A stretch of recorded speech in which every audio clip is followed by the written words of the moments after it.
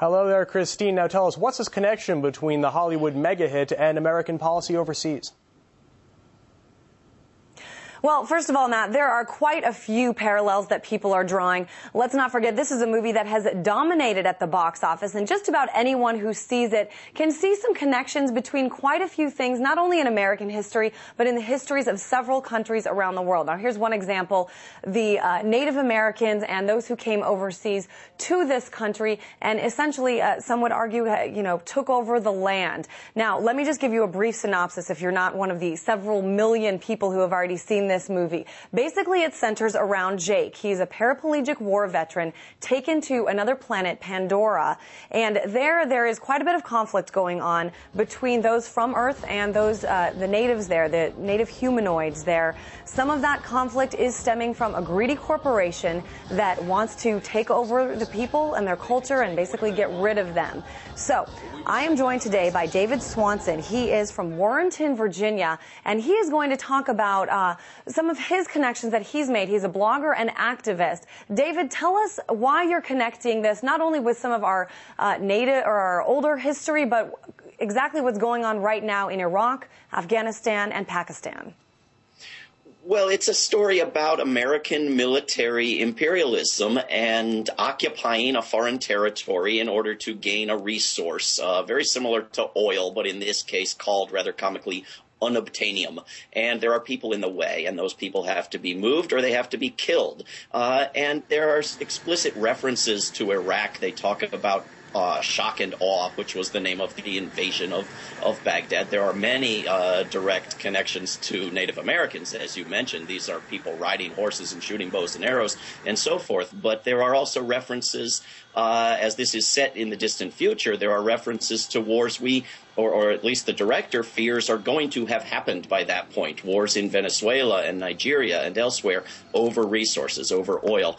And it's stunning to watch millions of Americans go and pack theaters and cheer for a movie in which those foreigners, those resistors, those equivalents of the American Indians or the Iraqi resistance or the Afghan resistance are made into the heroes, and the U.S. mercenaries and U.S. soldiers are made into the villains. It's an incredible reversal that, if it were presented directly and not in this disguised metaphor, would not be promoted by any major American movie studio. But with this very slight disguising of what's going on, it's cheered by millions. And so I've been encouraging, and other peace activists have been encouraging people to go and take flyers and talk to people as they're coming out of the theater following this movie about what's really happening with real humans that they could sympathize with, in addition to sympathizing with these 12-foot-tall, blue, pointy-eared people on this planet. Well, David, let me stop you right there. I mean, you say that it's mildly disguised, and I think most people would agree that there's a point, obviously, that, James Cameron is trying to make in this movie, but it's not exactly like what's going on. In fact, there's several differences, and one of which is, the Americans are not trying to take over or inhabit many of these places, Pakistan, Afghanistan, Iraq. They're not trying to move their people here. I mean, why do you say that there's that connection? Well, there are differences between this story and any particular story of American imperialism. For one thing, Iraqis are not 12 feet tall and blue with pointy ears.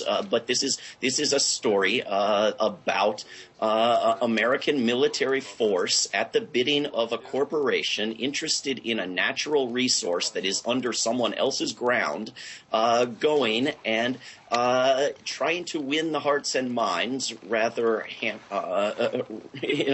a rather ham-handed manner, and failing and trying to use brute force to drive people out. We have killed hundreds of thousands, almost certainly over 1 million Iraqis. We have driven millions of Iraqis out of their nation, and we have done this in a place that is very rich in natural resources, which were among the motivations for going in there. All right, David Swanson, I'm going to stop you right there. Thank you for talking to us. That was activist and blogger David Swanson, who is drawing parallels, deep parallels, between the movie Avatar and what's going on right now in Iraq, Afghanistan, and Pakistan. For now, I'll send it back to you. Thank you very much, RT's Kristen Frizzau, joining us from our Washington studio.